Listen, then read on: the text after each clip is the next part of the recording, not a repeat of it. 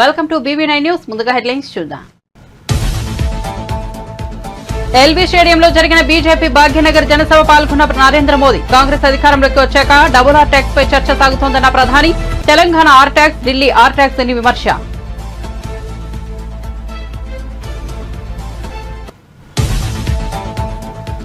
పిఠాపురం నియోజకవర్గంలో కోలాహలంగా Pawan Kalyan road show. ఈ ఎన్నికల్లో పిఠాపురం నుంచి పోటీ చేస్తున్న పవన్ కళ్యాణ్ చిత్రాల గ్రామంలో రోడ్ షోకు భారీగా తరలివచ్చిన జనాలు హారతులు పడుతూ పూలు చల్లుతూ జనసేనానికి స్వాగతం.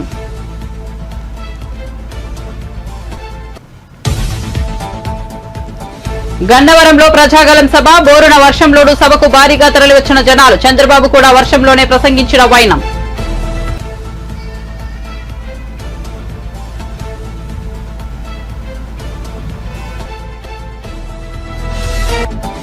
పద్మవిభూషణ్ తీసుకున్న అనంతరం హైదరాబాద్ చేరుకున్న చిరంజీవి శంషాబాద్ విమానాశ్రయంలో మెగాస్టార్ ను పలకరించిన మీడియా ప్రతినిధులు. పవన్ కళ్యాణ్ కోసం పీఠాపురం వెళ్తున్నారనే ప్రచారంలో వాస్తవం లేదని వెల్లడి. పవన్ కళ్యాణ్ కూడా తనను రావాలని కోరుకోడన్న చిరంజీవి.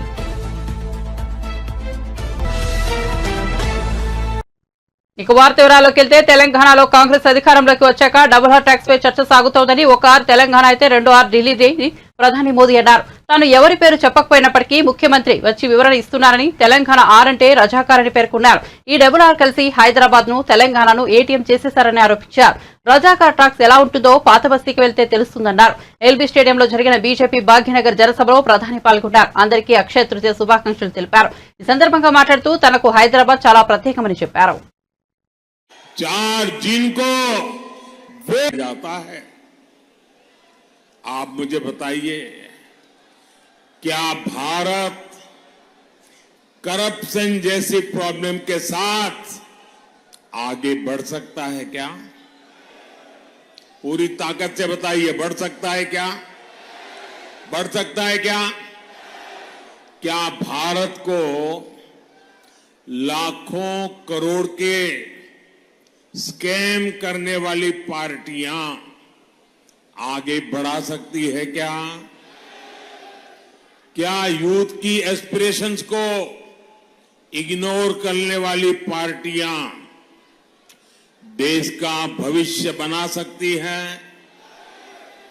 क्या मिडिल क्लास के ड्रीम्स को कुचलने वाली पॉलिटिकल पार्टियां आपका भला कर सकती हैं? क्या हर प्रोजेक्ट में पहले करप्शन का पोटेंशियल खोजने वाली पार्टियां मॉडर्न इंफ्रास्ट्रक्चर बना सकती हैं? तो ये काम कौन का ट्रैक रिकॉर्ड है? लेकिन कांग्रेस का ट्रैक रिकॉर्ड क्या है? क्या जरा इस तरफ से मुझे जो कोई अनजान पंजा कांग्रेस के मैनिफेस्टो में मिडिल क्लास के लिए जरा सा भी विचार नहीं किया गया है। लेकिन ये लोग मिडिल क्लास की कमाई का एक्सरे करके उसे अपने वोट बैंक की और उनको बांटने की घोषणाएं डंके की चोट पर कर रहे हैं। साथियों, आप मुझे बताइए, आपकी जो संपत्ति है उस पर आपके संतानों का अधिकार है कि नहीं है? जरा मुझे सबके सब लोग बताइए, क्या आपकी संपत्ति पर आपके संतानों का अधिकार है कि नहीं है? क्या कोई एक और बात कही है? ही नहीं है। आखिर क्या है idea of India? Idea of India नर में नारायण, जीव में शिव। इंटरनेशनल योग दिवस। भाई और बहनों, हिंदुओं को ये लोग बीसी कोटा के रिजर्वेशन को खत्म करके रिलीजन के नाम पर रिजर्वेशन देना चाहते हैं। इसका बहुत बड़ा प्रभाव जो जीएचएमसी चुनाव में पड़ा था वो हम सब ने देखा है। जिन सीटों पर बीसी समाज का हक था वो उनसे छीन ली गई। జనసేనాని పవన్ కళ్యాణ్ తాను పోటీ చేస్తున్న పిఠాపురంలో రోడ్ షో చేపట్టారు. చిత్రాడ గ్రామంలో పవన్ కళ్యాణ్ రోడ్ షో భారీ స్పందన లభించింది. జనాలు భారీగా తరలిరావడంతో రోడ్డు కిక్కిరిసిపోయింది. మహిళలు హారతులు పడుతూ పూలు చల్లుతూ జనసేనానికి స్వాగతం పలికారు.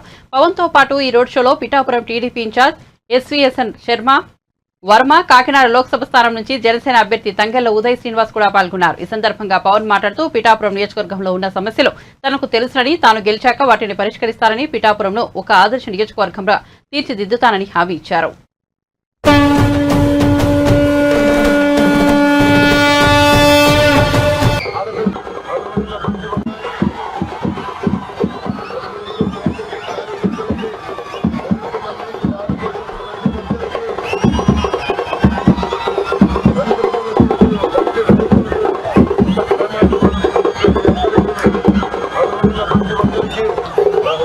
ధన్యవాదాలు, హృదయపూర్వక నమస్కారం.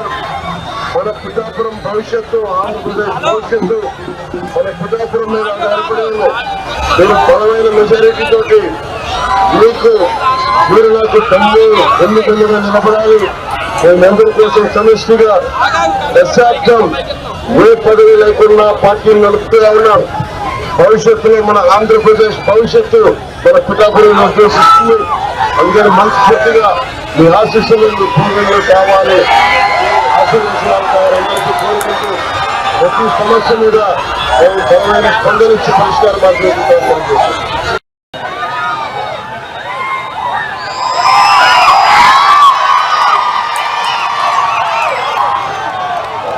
మన భవిష్యత్తు, పిల్లల భవిష్యత్తు కోసం మీరు ఓటేస్తుంటే ఒక్క 5 సంవత్సరాల కోసం ఆలోచించడండి. ఈ పెద్ద తరం కోసం ఆలోచించుకుంటేయండి. మనం ఏ కులం, ఏ ప్రాంతం, ఎవరైనా కాదు, మన పిల్లల భవిష్యత్తు కోసం దశాబ్దం నడిపారంటే పిల్లలు దృష్టిలో పెట్టుకోండి. మీరు ఊహించండి, 2047 పెట్టారు, 20 ఏళ్ళ యువకుడు అప్పటికి ఉపాధి అవకాశాలు ఉండాలి, ఆ ల్యాండ్ ఆర్డర్ బాగుండాలి, ఆరోగ్యం బాగుండాలి, తాగునీరు అన్నీ మనకి ఈజీగా దొరకాలి. అందుకే నేను చేస్తుంది ఒక ఎన్నికల కోసం కాదు, ఒక తరం భవిష్యత్తు కోసం. ఒక తరం భవిష్యత్తు కోసం నిలబడితే తప్ప మనం ముందుకెళ్ళాలి. ఎందుకంటే ప్రతి ఒక్కరికి ధన్యవాదాలు తెలియజేస్తుంటే రాష్ట్రం అంతా తిరుగుతుంటే నాకు పిఠాపురం ప్రజలు ముఖ్యంగా మన ఏపీలో ఎన్నికల ప్రచారంలో భాగంగా సీఎం జగన్ గుంటూరు జిల్లా మంగళగిరి నియోజకవర్గంలో నిర్వహించిన సభలో పాల్గొన్నారు. మంగళగిరి పాత బస్టాండ్ ప్రాంతంలో నిర్వహించిన ఈ సభకు భారీ సంఖ్యలో ప్రజలు తరలివచ్చారు. ఈ సందర్భంగా జగన్ మాట్లాడుతూ మరో 3 రోజుల్లో కురుక్షేత్రం జరగనుంది. 5 ఏళ్ల భవిష్యత్తును పథకాల కొనసాగింపు నిర్ణయించే ఎన్నికలు పొరపాటున చంద్రబాబు కోటేస్తే పథకాలన్నీ ముగిసిపోతాయని, జగన్ కు ఓటు వేస్తే ఇప్పుడున్న పథకాలు కొనసాగుతాయన్నారు. చంద్రబాబును నమ్మడం అంటే కొండచెరువు నోట్లో తలకాయ పెట్టడమేనని జగన్ ఎద్దేవా చేశారు. సాధ్యం కాని హామీలను గుప్పించి మోసం చేస్తున్నారని ప్రతి ఒక్కరూ ఈ విషయం గుర్తుపెట్టుకోవాలన్నారు. రాష్ట్ర ప్రజల దీవెనలతో తన 59 నెలల పాలనలో గతంలో ఎన్నడూ చూడని మార్పులు తీసుకొచ్చినట్టు వెల్లడించారు. 2.70 లక్షల కోట్ల రూపాయలు బటన్ నొక్కి నేరుగా అక్క చెల్లెమ్మల కుటుంబాల ఖాతాలోకి జమ చేసినట్లు పేర్కొన్నారు. అలాగే 2.31 లక్షల ప్రభుత్వ ఉద్యోగాలు వచ్చాయని గుర్తు చేశారు. గత ఎన్నికల్లో ప్రకటించిన మేనిఫెస్టోలోని 99% హామీలు అమలు చేసిన ప్రభుత్వం తమదేనని పేర్కొన్నారు.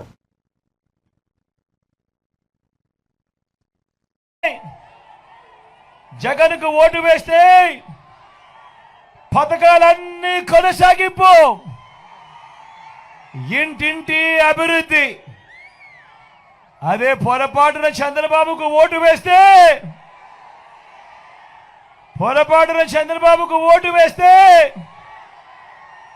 పథకాలన్నీ ముగింపు, మళ్ళీ మోసపోవటం. ఇదే చరిత్ర చెబుతా ఉన్న సత్యం. ఇదే సాధ్యం కాని హామీలతో ఆయన ఇచ్చిన మేనిఫెస్టోకు ఇదే అర్థం. పొరపాటున చంద్రబాబుకు ఓటు వేయడం అంటే, పొరపాటున చంద్రబాబును నమ్మటము అనంటే కొండ చిలువ నోట్లో తలకాయ పెట్టడమే అన్నది. ప్రతి ఒక్కరిని కూడా ముందుకు వేస్తే ఓ ఆర్బీకే వ్యవస్థ రైతులను లాయర్లకు కూడా ఈరోజు లా నేస్తం. నేను అడుగుతా ఉన్నా, మిమ్మల్ని అందరినీ అడుగుతా ఉన్నా, ప్రతి ఒక్కరిని అడుగుతా ఉన్నా, గతంలో ఈ మాదిరిగా పేదలకు తోడుగా ఉండి చెయ్యి పట్టుకొని నడిపిస్తూ స్వయం ఉపాధి రంగానికి ఇంతగా అండగా ఉన్న ప్రభుత్వం గతంలో ఎప్పుడైనా జరిగిందా అని అడుగుతా ఉన్నాడు. ఈ పథకాలన్నీ గతంలో ఉండేటివే అని అడుగుతా ఉన్నాడు మీ బిడ్డ. ఉండేటివే అన్నా, ఉండేటివే అక్క, ఉండేటివే చెల్లి, ఉండేటివే తమ్ముడు, ఎప్పుడైనా ఉండేటివే పెద్దమ్మ.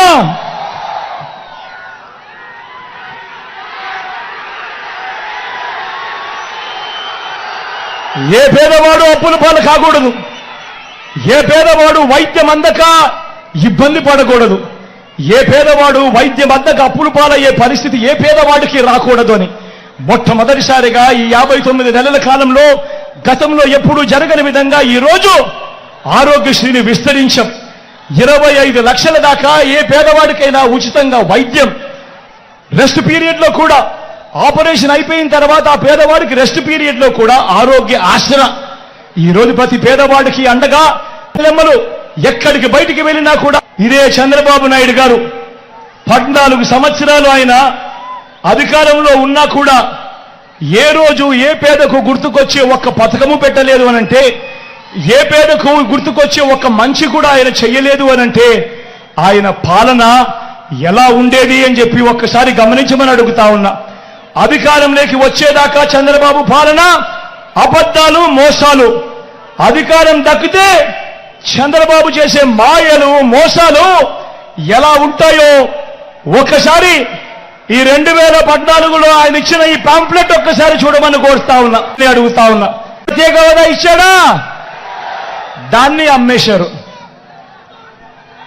మరి నేను అడుగుతా ఉన్నా, ఇలాంటి వాళ్ళని అమ్మచ్చా అని అడుగుతా ఉన్నా. చేస్తా ఉన్నారు. మామూలుగా ఎవరైనా మోసం చేస్తే, ఎవరైనా దొంగతనం చేస్తే దొంగోడు అని చెప్పి కేసులు పెడతాం. ఎవరైనా మోసం చేస్తే చీటింగ్ కేసు మీద చీటర్ అని చెప్పి కేసు పెడతాం. మరి ఎన్నికలు వచ్చిన ప్రతిసారి ఒక మేనిఫెస్టో అంటూ అందమైన ఆశలు. టీడీపీ అధినేత చంద్రబాబు ఉమ్మడి కృష్ణా జిల్లా గన్నవరంలో ఏర్పాటు చేసిన ప్రజాగలం సభకు హాజరయ్యారు. చంద్రబాబు రాకకు ముందు నుంచే గన్నవరంలో భారీ వర్షం పడుతోంది. చంద్రబాబు వేదికపై గొడుగు కింద నిల్చున్నప్పటికీ తడిసి ముద్దయ్యారు. ఈ సందర్భంగా చంద్రబాబు ప్రసంగిస్తూ మే నెలలో గన్నవరంలో వర్షం పడుతోందంటే వరుణదేవుడు కరుణించారని అర్థమని అన్నారు. అనుమానమే లేదు, విజయం మనదేనని ధీమా వ్యక్తం చేశారు. నారా చంద్రబాబు బాబుగారు లెక్క పెట్టే వ్యక్తిగా పని తెలుగుదేశం పార్టీ అభ్యర్థి గన్నవరం కాబోయే ఎమ్మెల్యే యార్లగడ్డ వెంకట్రావు గారు మచిలీపట్నం జనసేన అభ్యర్థి, మిత్రపక్షాలు బలపరిచే అభ్యర్థి బాలశౌరి గారు వర్షంలో తడుస్తూ నాకు స్వాగతం పలికిన తెలుగుదేశం, జనసేన, బీజేపీ కార్యకర్తలు, నాయకులు, ప్రత్యేకంగా మా తెలుగింటి ఆడబిడ్డలు, వరుణదేవుడు మిమ్మల్ని చూస్తే భయపడుతున్నాడు. వర్షాన్ని లెక్క పెట్టుకోలేదు, ఎండలు లెక్క పెట్టుకోలేదు. ఒకే ఆలోచన, గెలిపే ధ్యేయంగా పనిచేస్తున్న మిమ్మల్ని నా గుండెల్లో పెట్టుకుంటానని మీ అందరికీ హామీ ఇస్తున్నా. 2 రోజులే, ఎల్లుండే చివరి రోజు ప్రచారానికి.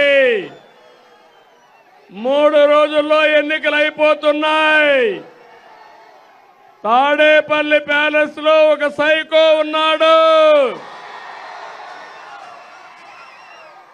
గన్నవరంలో ఒక పిల్ల సైకో ఉన్నాడు.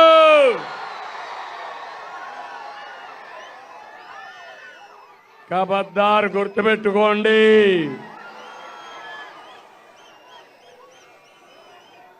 తిన్నింటి వాసాలు లెక్క పెట్టే వ్యక్తి ఇక్కడ ఉండేవాడు.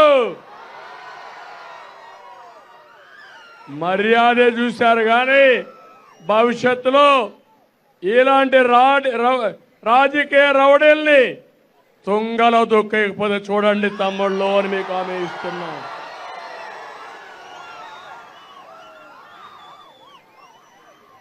యార్లగడ్డ వెంకట్రావు చదువుకున్న వ్యక్తి,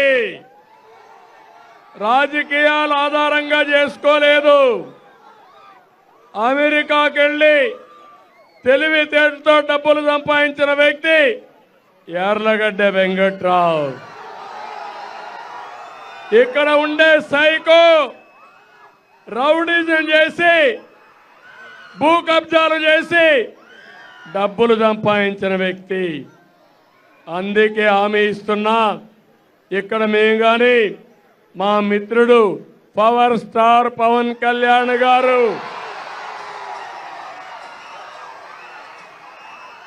ప్రజలు గెలవాలి, రాష్ట్రం నిలబడాలి, మీ పిల్లల భవిష్యత్తు వెలగాలి, అదే మా ఆలోచన. ఆ ఆలోచన కోసమే పనిచేస్తున్నాం. ఈ రోజు నేను చూస్తున్నా, ఎక్కడ పోయినా ఉధృతంగా ఉంది, ఏమి అనుమానం లేదు. వైసీపీకి డిపాజిట్ కూడా రావు.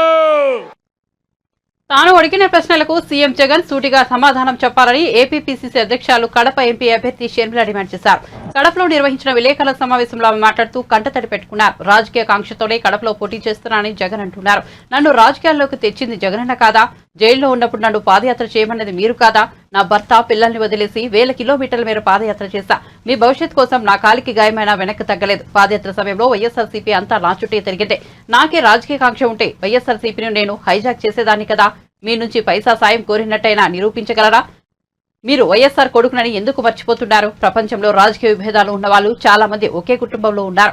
వేర్వేరు పార్టీలో ఉండి ఒకే కుటుంబంలో కొనసాగుతున్న వారు చాలా మంది ఉన్నారని షర్మిల ఇటీవలే జగన్ ఇంటర్వ్యూలో చేసిన వ్యాఖ్యలకు కౌంటర్ ఇచ్చారు. కోసం జగనన్న వస్తాడు, జగనన్న మేలు చేస్తాడు, రాజశేఖర రెడ్డి గారి రాజ్యం తెస్తాడు అని కాలికి బలపం కట్టుకుని తిరిగిన దాన్ని నేను కాదా? నా బిడ్డల్ని, నా కుటుంబాన్ని పక్కన పెట్టి రోడ్ల మీదనే నెలల తరబడి మీకోసం త్యాగం చేసిన దాన్ని నేను కాదా? ఆఖరికి నా కాలు ఇంజరీ అయితే కూడా అతి వేగంగా ఫిజియోథెరపీ చేసి మళ్లీ వెంటనే చేయాలి అని తాపత్రపడి చేసింది మీకోసం నేను కాదా? మరి నేను ఇన్ని త్యాగాలు చేసినా కూడా నాకు రాజకీయ కాంక్ష ఉంది అని మీరు అంటున్నారే, నాకే గనక రాజకీయ కాంక్ష ఉంటే నేను పొందాలనుకున్న పదవి, పోస్టు మీ పార్టీలో నేను మొండిగానైనా పొందగలను. వివేకానంద రెడ్డి గారి లాంటి వాళ్ళు నాకు అండగా నిలబడ్డానికి, నన్నే ఎంపీని చెయ్యాలి అని ఎంతో మంది మీ పార్టీలోనే ప్రయత్నించిన వాళ్ళు కూడా ఉన్నారు. వాళ్ళందరి అండా చూసుకొని నేను ఏ రోజైనా మీకు రిబెల్ చేశానా?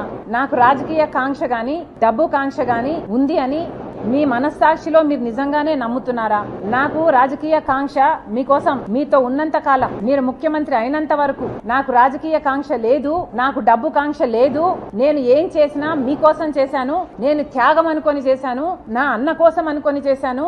మీరు ముఖ్యమంత్రి కావాలని, రాజశేఖర రెడ్డి గారి సంక్షేమ పాలన మళ్ళీ మీరు తీసుకొస్తారు అని నమ్మి చేసిన విషయం వాస్తవం కాదా? మన ఇద్దరము నమ్మే బైబిల్ మీద ఒట్టేసి నేను చెప్పగలను, నాకు రాజకీయ కాంక్ష గాని, డబ్బు కాంక్ష గాని, ఏ ఇతర ఆశ లేకుండా, ఆశించకుండా, ఏ ఒక్క రోజైనా మిమ్మల్ని ఒక పదవి గాని, ఒక పోస్ట్ గాని నేను అడగకుండా మీకోసం చేశాను, ఇది నిజం అని నేను బైబిల్ మీద ప్రమాణం చేయగలను. మీరు అదే బైబిల్ మీద ప్రమాణం చేసి నేను మిమ్మల్ని ఈ పోస్ట్ అడిగానని గాని, ఈ పదవి అని అడిగానని గాని మీరు ప్రమాణం చేయగలరా? నాకు రాజకీయ కాంక్ష ఉంది అని గాని, డబ్బు కాంక్ష ఉంది అని గాని మీరు రుజువు చేయగలరా? అసలు మనిషి మంచితనాన్ని గుర్తించడం రాజశేఖర రెడ్డి గారి దగ్గర నుంచి మీకు ఎందుకు రాలేదు?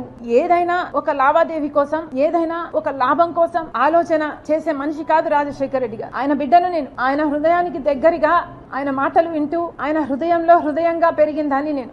ఆయన ఆశయాల కోసం ఆయన ఏ రకంగా అయితే త్యాగం చేసే మనసు ఆయనకుందో ఆ రకంగానే నేను కూడా ఆలోచన చేయాలి, ఆ రకంగానే మీకు నేను సహాయపడాలి. అంత నిస్వార్థంగా మీకోసం నేను త్యాగం చేశాను, మీకోసం నేను నిలబడడం జరిగింది. ఎంత బహిరంగంగా రాజకీయ కాంక్ష వల్ల నెపోటిజం అంటున్నారే. రాజశేఖర రెడ్డి గారి రాజకీయాలలో ఉంటే వివేకానంద రెడ్డి గారు కూడా ఆయన పక్క రాజకీయాలలో ఉన్నాడు. రాజారెడ్డి గారు కూడా రాజకీయాలలో ఉన్నాడు. రాజారెడ్డి గారి భార్య మా జేజీ జయమ్మ కూడా రాజకీయాలలో ఉంది. సౌభాగ్యమ్మ కూడా రాజకీయాలలో ఉంది. అందరూ ఒక్కొక్క పదవి వాళ్ళ టైంలలో చేసిన వాళ్ళు. వాళ్ళంతా ఒకే జనరేషన్ కు చెందిన వాళ్ళు. జగన్మోహన్ రెడ్డి గారు నెపోటిజం గురించి మాట్లాడుతున్నారు. మరి ఆ టైంలో నెపోటిజం ఉన్నిందా? అమ్మా, నేను పాలిటిక్స్ లోకి రావాలి అన్న కోరిక నాకు కాదు, కానీ మిగతా అందరికి చాలా మందికి ఉంది.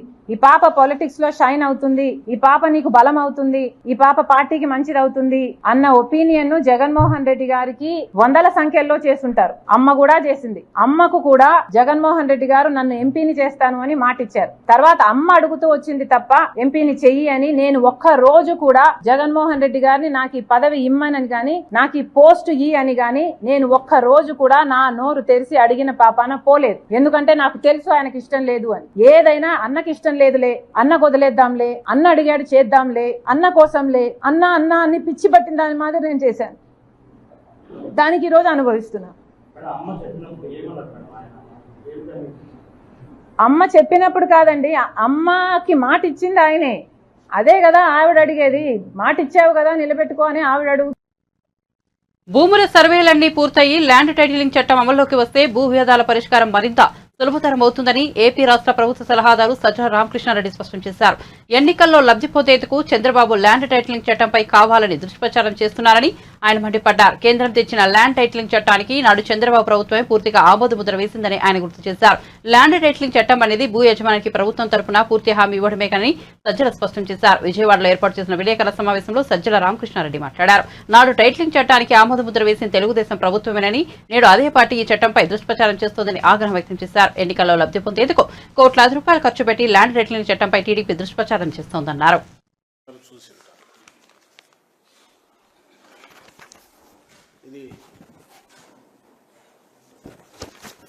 ఇది చూస్తే సహజంగానే ఏదో జరిగిపోతుంది, ప్రళయం వస్తుందేమో, ఏమైపోతుందో అనేది పెట్టారు. కానీ ఇది ప్రకటనలో నేను తప్పు. ఎక్కడ కానీ పొరపాటున మీరు గమనిస్తే అడ్వర్టైజ్మెంట్ అని కానీ ఎవరు ఇష్యూ చేశారో తెలియదు. మరి ఇది రామోజీరావు భయపెడుతున్నాడా, ఇంకొకరు భయపెడుతున్నాడో దీంట్లో తెలియదు. ఇది రామోజీరావు పత్రిక కాబట్టి రామోజీరావు అనుకోవాలి.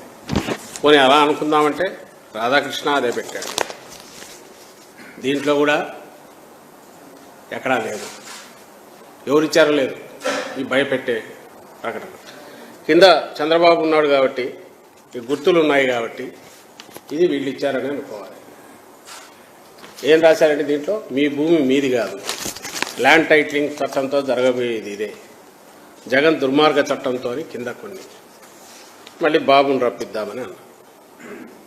వీళ్ళ దిక్కుమాలిన దీనిల కోసం ఏ రకంగా ఎక్కడికి జారుతుపోతున్నారు అనేది చూడాలంటే ఇది ఒకటి. దీంట్లో ఇచ్చారు, ఇది జనరల్ పత్రిక ప్రకటన. ఎక్కడ కానీ ఎవరు ఇచ్చారో లేదు, అడ్వర్టైజ్మెంట్ అనేది లేదు.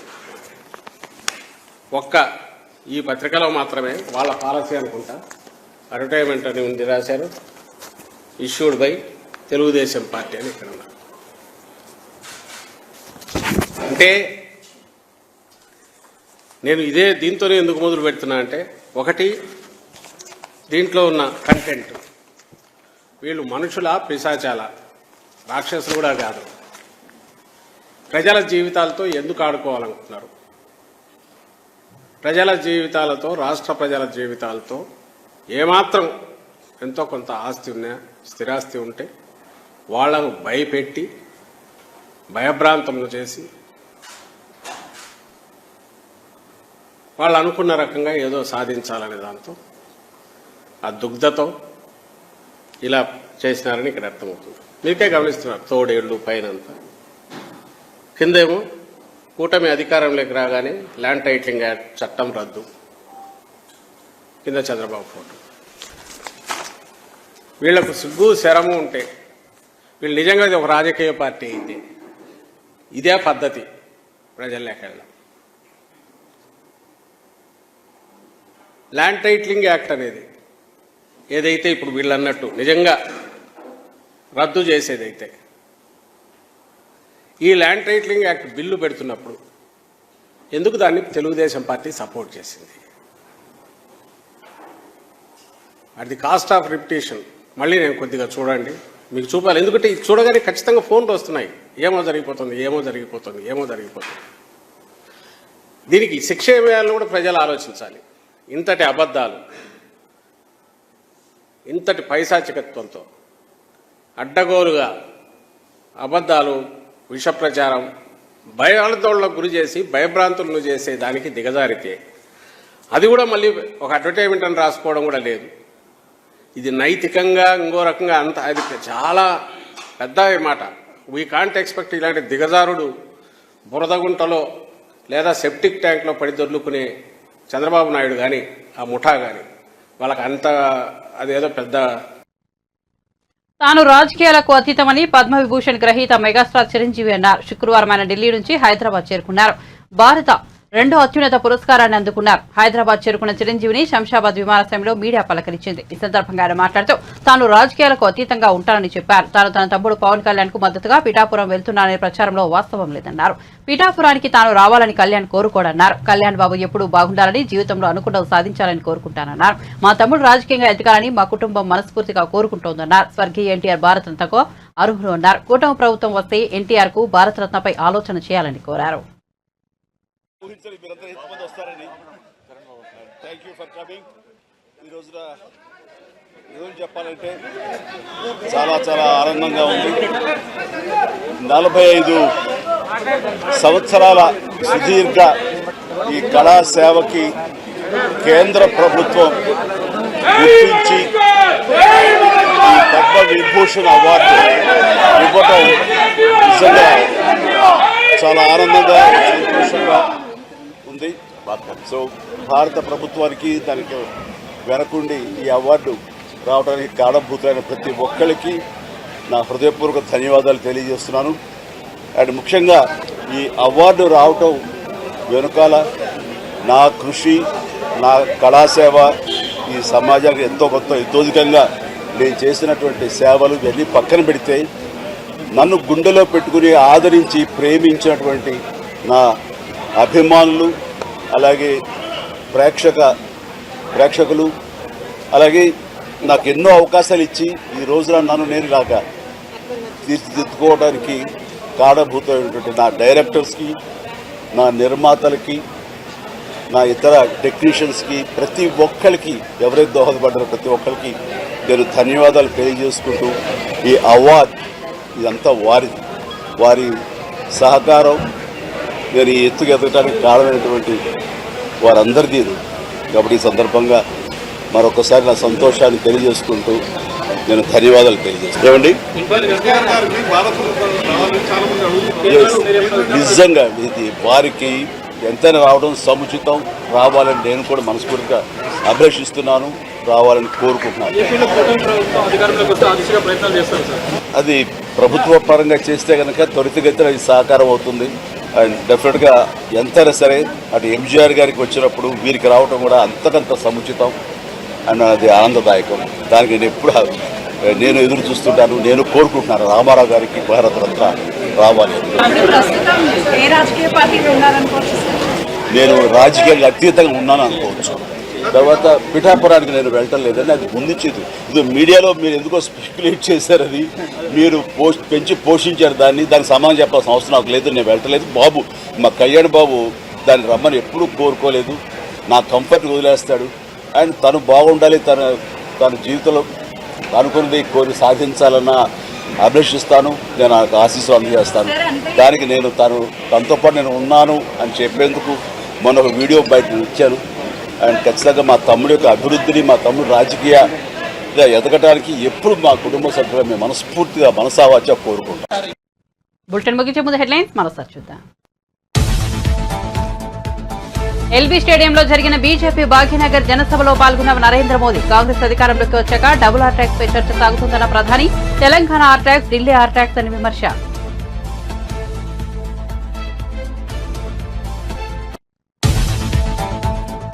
పిఠాపురం నియోజకవర్గంలో కోలాహలంగా పవన్ కళ్యాణ్ రోడ్ షో. ఈ ఎన్నికల్లో పిఠాపురం నుంచి పోటీ చేస్తున్న పవన్ కళ్యాణ్ చిత్రాడ గ్రామంలో రోడ్ షోకు భారీగా తరలివచ్చిన జనాలు హారతులు పడుతూ పూలు చల్లుతూ జనసేనానికి స్వాగతం.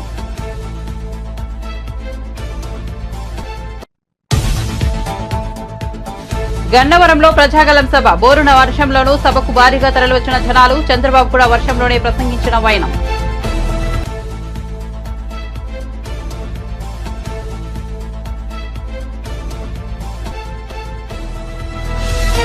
పద్మవిభూషణ్ తీసుకున్న అనంతరం హైదరాబాద్ చేరుకున్న చిరంజీవి. శంషాబాద్ విమానాశ్రయంలో మెగాస్టార్ ను పలకరించిన మీడియా ప్రతినిధులు. పవన్ కళ్యాణ్ కోసం పిఠాపురం వెళ్తున్నారనే ప్రచారంలో వాస్తవం లేదని వెల్లడి. పవన్ కళ్యాణ్ కూడా తనను రావాలని కోరుకోడన్న చిరంజీవి. మరిన్ని అప్డేట్స్ కోసం చూస్తూనే ఉండండి VV9 న్యూస్.